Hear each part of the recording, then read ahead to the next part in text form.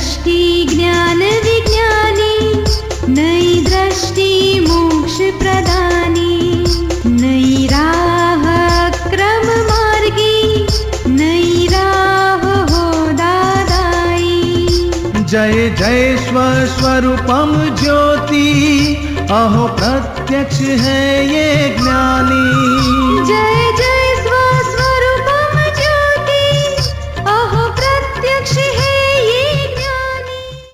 नमस्कार, आदाब, सत श्री अकाल, वणकम, जय श्री कृष्ण, जय स्वामीनारायण, जय सच्चिदानंद। दोस्तों, दादा भगवान परिवार आप सभी का स्वागत करता है नई दृष्टि नई राह प्रोग्राम में। बच्चे, किड्स, टीनेजर्स, आपको तो पता चल ही गया होगा आज हम किसकी बात कर रहे हैं। जी हाँ दोस्तों, आज हम बात कर रहे हैं माता पिता और बच्चों के व्यवहार के बारे में। तो दोस्तों, सवाल ये है कि कितना प्रेम बच्चों के लिए इनफ है? क्या इसका कोई मापदंड है? कब, कहां और कितना प्रेम दिखाइए? क्या आपको ऐसा नहीं लगता कि हम हमारे बच्चों से कभी कभी एक्सेसिव प्रेम करते हैं और उसकी वजह से ओवर प्रोटेक्टिव हो जाते हैं? इवेंचुअली वो सफोकेशन फील करते हैं। और क्या पेरेंट्स का ये एक्सेसिव प्रेम या मोह कह लो बच्चों के डेवलपमेंट में बाधक नहीं होता? कई बार इस मोह का पेरेंट्स को पता ही नहीं चलता और बच्चे ये जानते हैं और उसका अनड्यू एडवांटेज भी लेते हैं। तो ये प्रेम और मोह के बीच की डिमार्केशन लाइन कैसे पहचाने और इनमें बैलेंस कैसे रखें? चलिए सुनते हैं हमारे आत्मज्ञानी से इसका सीक्रेट। नमस्ते नीरुमा, मैं नीरा हूँ और कॉलेज में पढ़ाई कर रहा हूँ। जैसे आपने आगे मदर का डिस्क्रिप्शन दिया, शायद ऐसी ही मेरी मम्मी है। वो बहुत पॉजिटिव है मेरे लिए, मुझे अभी भी छोटा समझती है और बहुत ही पॉजिटिव है। मतलब आप कुछ कहिए। ऐसा है बेटा, तुम आपके घर में बेटे के घर में भी बेटे आएंगे ना, तो भी आपकी माँ को तो आप छोटा ही लगेगा। ये माँ की साइकोलॉजी को कैसे चेंज कर पाए कि मेरा बेटा भी बड़ा हो गया, कि उसको लगता है वो छोटा ही, क्योंकि वो जैसे आप बड़े होते जाओगे वैसे वो भी तो बड़ी होती जाएगी। समझ में आया?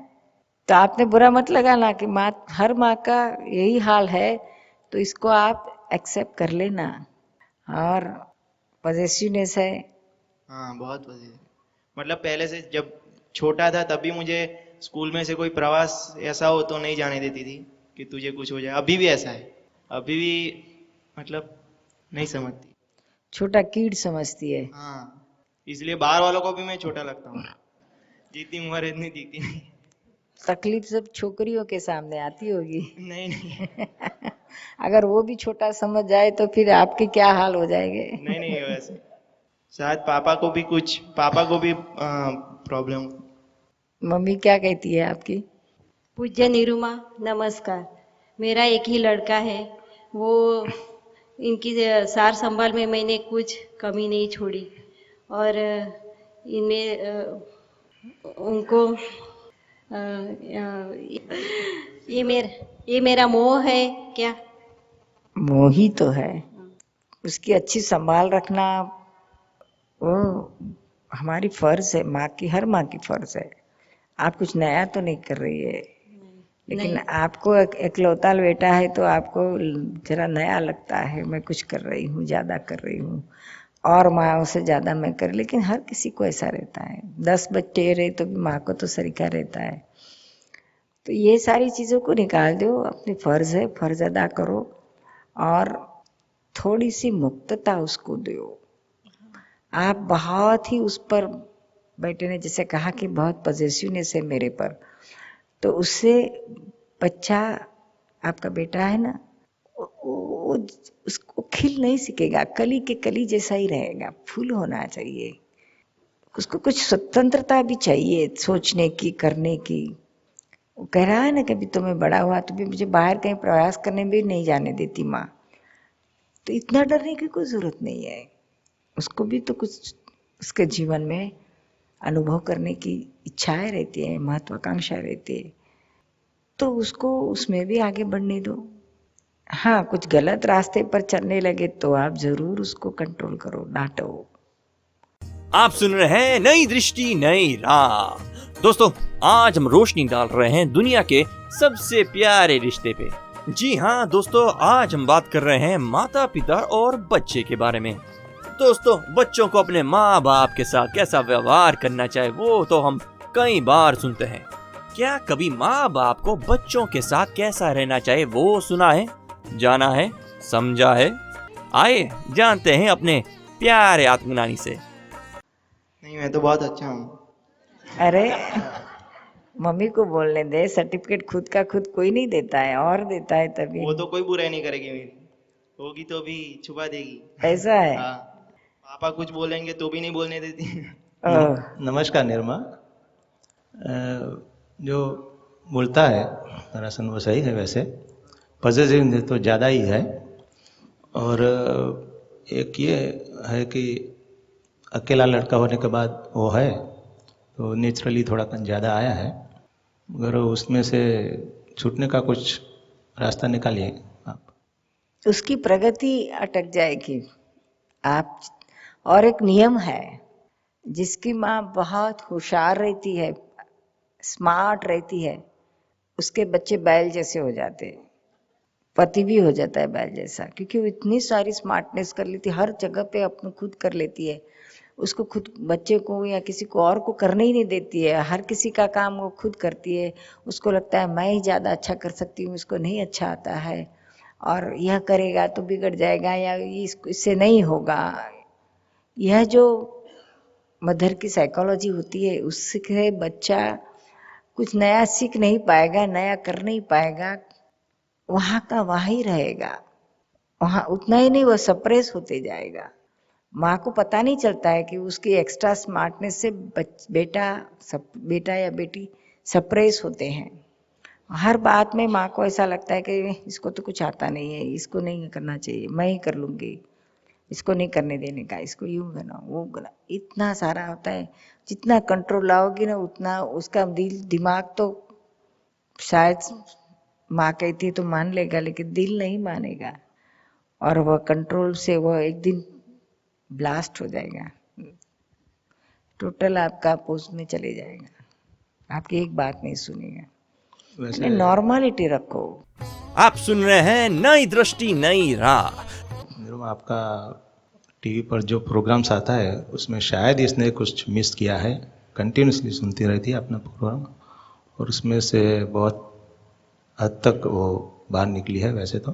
बहुत अच्छी और बात, बहुत अच्छा। जितना बाहर निकलोगी उतना का आपका भी फायदा होगा, और बेटा होनहार निकलेगा, नहीं तो बेटा सप्रेस हो जाएगा। थोड़ा उसको मुक्तता देनी चाहिए, सेल्फ डिसीजन लेने को सिखाना। तू ही तय कर।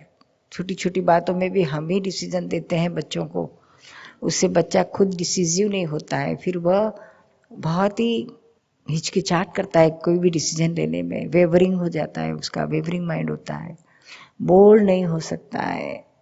यही सारी चीज़ छोटे हैं बच्चे, बचपन में चल जाती है, लेकिन जब बड़े होते तो उनको बहुत तकलीफ होती है। फिर किससे पूछे, किससे सलाह ले?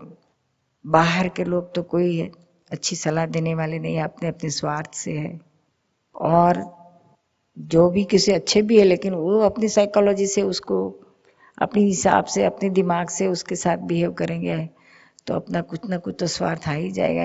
इवन पति पत्नी के बीच में भी स्वार्थ आ जाता है, अननोइंगली, सबकॉन्शियस लेवल पे यह सब होता है, समझ में नहीं आता है लेकिन रहता है। डीप स्टडी करो तो यह सब दिखता है आपको कि यह सब बाहर आती है सब बातें। तो आप इसमें से पूरा बाहर निकलना, और थोड़ा थोड़ा उसको हौले हौले हौले हौले उसको फ्रीडम दो। एकदम धाड़ करके सारी फ्रीडम मत दे देना, उससे वो भी बिगड़ जाएगा। उसको समझ में नहीं आएगा कि अभी इस फ्रीडम का मैं किस तरह से उपयोग करूं, कौन सी राइट ट्रैक है उसका इस फ्रीडम का उपयोग करने का। यानी step by step slowly release करो आपका कंट्रोल, ताकि उसका फायदा परफेक्ट कर सके। आप सुन रहे हैं नई दृष्टि नई राह।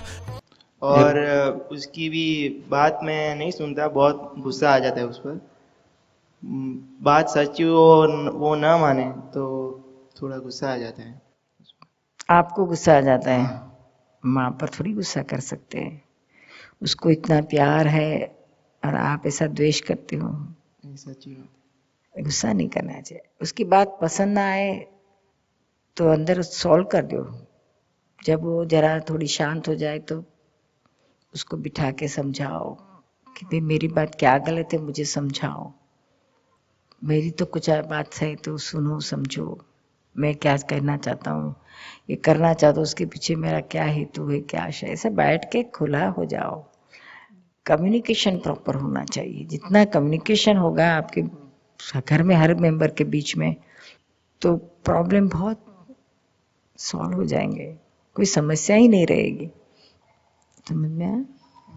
आपका प्रोग्राम देखता हूँ तो अच्छा लगता है, बहुत कंट्रोल में आ गया अभी तो गुस्सा, और मैं भी समझने लगा हूँ। बहुत अच्छी बात, मम्मी को भी समझाता हूँ कि जो नीरुमा कहते हैं वो समझना चाहिए हमें। बहुत अच्छी बात है, बहुत खुशी की बात है बेटा।